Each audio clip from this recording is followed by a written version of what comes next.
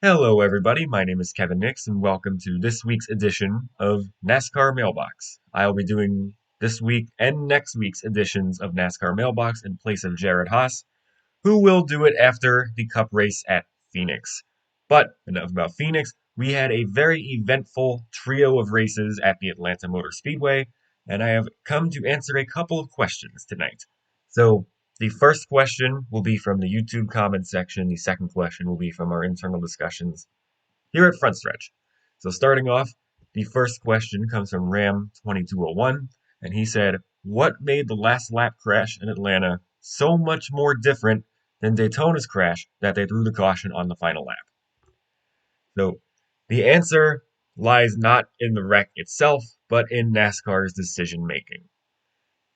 The wrecks themselves were pretty similar. I would say Daytona's was actually a little worse than Atlanta's one, but the core aspects of the wrecks were the same. Both crashes happened in the backstretch.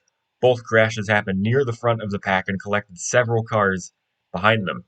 Both crashes also had drivers behind the wreck driving through a lot of debris, trying to make it through and make it to the checkered flag. So the wrecks themselves were similar enough that I think we instead have to focus on NASCAR's decision making. Obviously, NASCAR kept the Daytona 500 green. They did throw the caution to end the race at Atlanta.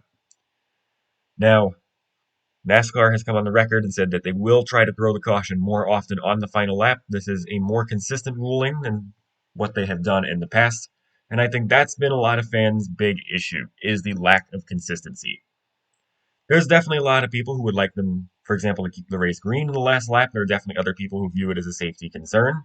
But the issue is over this first week and over the first 2 weeks of the season, we've seen NASCAR throw the caution and not throw the caution seemingly arbitrarily, where it's like there's really no rhyme or reason as to why they threw the caution one time on the final lap but did not throw it another time. So I think that's been a major cause of the frustration. It is worth noting that Kyle Larson and Denny Hamlin have both said after the Atlanta race that they believe NASCAR made the right decision in throwing the caution on the final lap. So, and Elton Sawyer echoed this as well. So this is something we are probably going to see more often.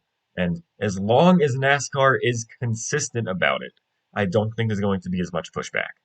Now, it might not be what a lot of fans want at the end of the day, but I think a lot of fans would be able to live with NASCAR consistently throwing the caution, knowing the drivers knowing what to expect, then not throwing it 1 week and throwing it the next, with seemingly no rhyme or reason, which is exactly what we've been seeing in the first 2 weeks of the year.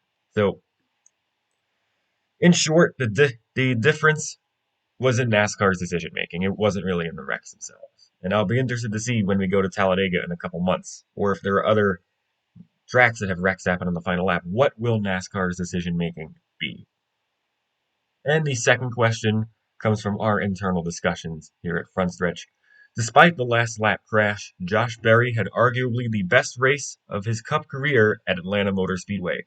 Could he find victory lane and or make the playoffs in his first season with the Wood brothers? He could. I think so.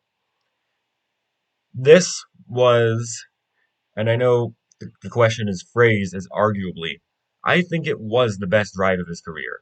I know that Josh Berry finished second in place of Chase Elliott in 2023 at Richmond, but Berry was closer to the front during the race at Atlanta. He was more aggressive than he was then. And I think he wanted the win more. He felt like he could have won more here than he did at Richmond 2 years ago.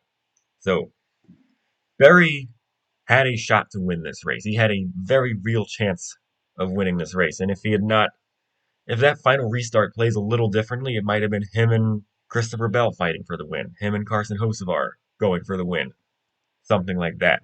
So I think there's a very real possibility he could win this season.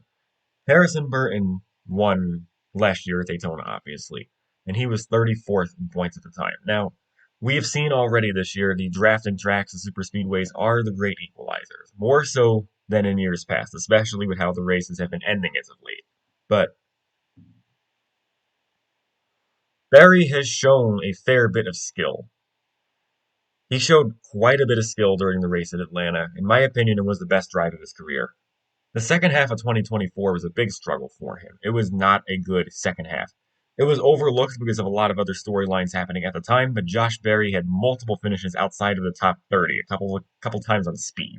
So he was multiple positions ahead of Carson Hocevar in the Rookie of the Year battle before the playoffs began, and Berry finished behind two of his teammates in the standings. But for most of the season, he was the best Stewart-Haas racing driver. So what happened in 2024?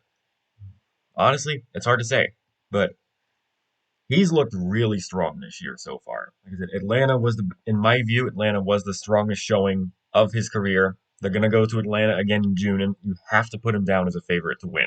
You have to.